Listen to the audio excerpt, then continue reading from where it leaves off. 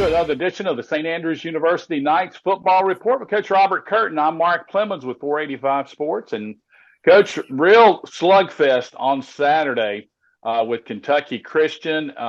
Really had some great opportunities. You fought through a lot of adversity at times.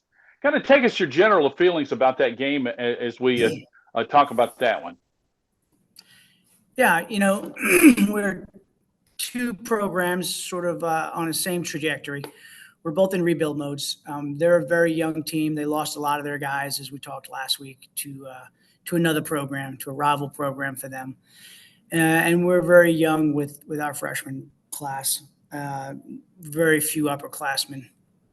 All that being said, though, it was a great game. It was a slugfest.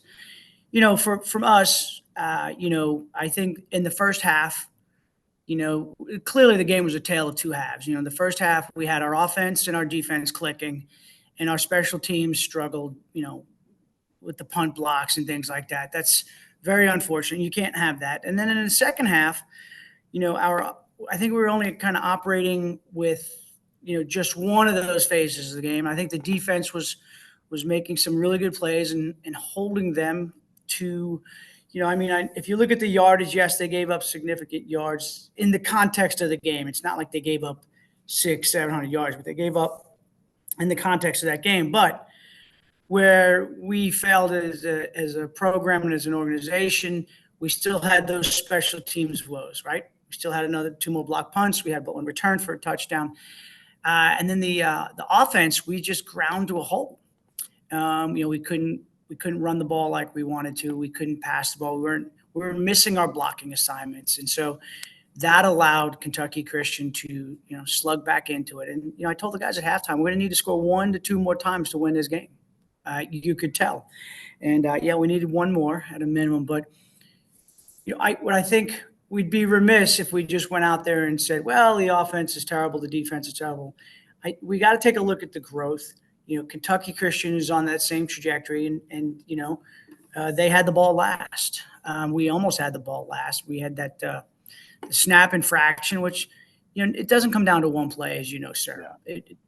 Unfortunate call. I mean, we if it's 1st and 10, that doesn't get called. But when it's 4th and inches, football IQ would lead us to believe we need to tighten down the ratchets. That being said, that falls on the coaches. It doesn't fall on that young man. We got to reinforce what's right, more and more on a daily basis. But I think the growth in the offense was significant this week. We weren't playing a Bethel or Lindsey Wilson or Davidson or, things like that. We were playing somebody of our caliber. I think our defense made great strides. Again, they were playing somebody of their caliber as well. But they really played hard. That defensive line played lights out. They were really, really tough, and we were really proud of them. And so we just got to fix the other two phases of the game. Make sure that we can get that snap back there to the punter, and the punter can get it off in 2 steps. And then on defense, we have got to hit our blocks. We've got to pick up blitzing linebackers or linebackers that are stunting. If we can't do that, we're going to be in for a long rest of the season. Coach, you created 3 turnovers on defense, and those all were very big. 2 big interceptions, a fumble recovery, and a couple of again, you have 4th down stops, and you've got to credit. I know you talked about the defensive line. There were a number of those guys across the front. We called their names several times with Henderson's and Milligan, and then guys in the secondary as well. So, well, I think when the defensive line does what they're supposed to, and they command the line of scrimmage, it allows for those incredible athletes like Nick Henderson and Milligan, Tyrell Milligan, and Heath Lavarius Lewis to do what they do, and Jameel Rice to get in position, get interceptions, force fumbles.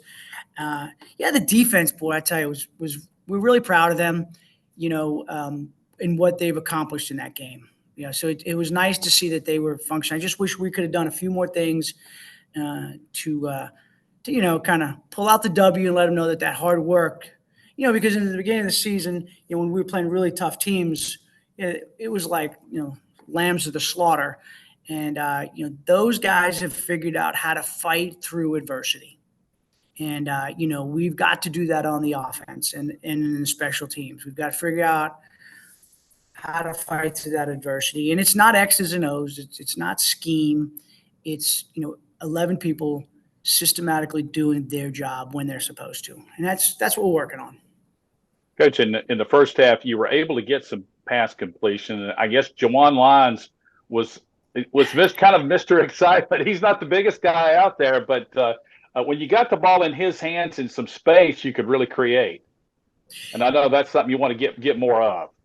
Yeah, he's incredibly dynamic. I mean, he lives his life like he lives football. He's dynamic. He's exciting, and he's just really good. He's a really good football player, and he's a really good human being.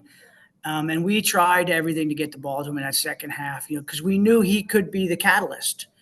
But we just didn't have enough time in the backfield for Darius Holly to get the ball out. A couple times when he did, we were extremely rushed. But we're going to work on that. That's one of the things we're working on. Yeah, but you're right. He, Mr. Excitement. He's probably the smallest guy on the team. You think he's 5'5", 150, but he plays 6 inches taller, and his heart's sort of like the Grinch's heart. His is 3 sizes bigger, whereas the Grinch's was 3 sizes smaller. But Jawan's huge heart. Well, Coach, as we move on this week, another home game against Cumberland. 12:30 kickoff, so a little different time. I want to make sure we get the young lady who sings the national anthem or whomever at the right time this week. Yes. But I'll tell you that story off mic. But she showed up twice and did a beautiful job singing the national anthem. She was amazing, wasn't she?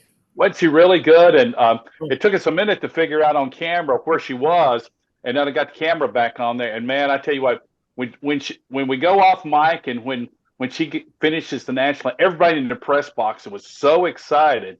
But that was a really nice thing, and show off some more talent on campus. Yeah, we've got some real talented people on campus, for sure.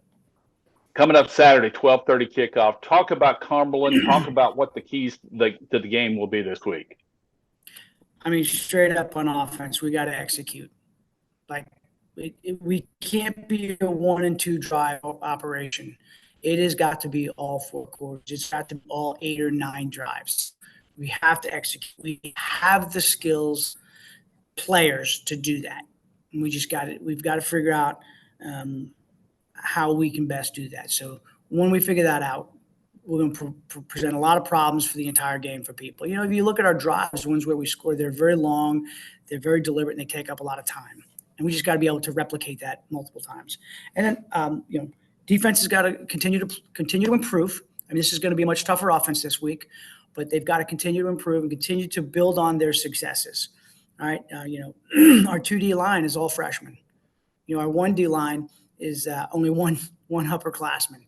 And these guys are making incredible strides. They played really well. And then that allows, like we talked earlier, Milligan and Nick Henderson, and John Brown. John Brown, the other outside linebacker. Yeah. Phenomenal game.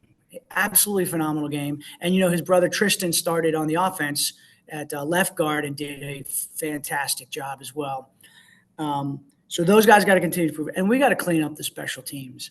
We cannot put our punter in those types of positions. It's just and what that does is it then puts our defense in a very bad position, very precarious position where we're asking them to do a lot, more than that they should. So those are the 3 things, execute on offense, do what we know we're capable of doing better than anyone in our conference. And I think that's running the ball, whether it be power, whether it be split back veer out of that same formation, and then throwing when we need to, and then cleaning up those miscues. They're costing us a lot on special teams. And then lastly, continue to grow on defense and let those young guys just fly around, and let Nick Henderson and Milligan and Jameel Rice and all those guys just Taekwon just have a good time. So, Sounds good, Coach. 12:30 kickoff. Hope to see everybody in Laurinburg on Saturday. If you can't make it, the St. Andrews Athletics YouTube channel will have the broadcast, and we'll give you all the action. Again, James Mellick will be with me, and our man Fred Bates did a great job again on camera on Saturday, and John Von Cannon was with us previous week. He won't be back this week, but Fred, James, and I will bring you the broadcast, and look forward to an exciting football game at St. Andrews. This has been the St. Andrews University Knights Football Report with Coach Robert Curtin. I'm Mark Plemmons with 485 Sports. Thanks for joining us.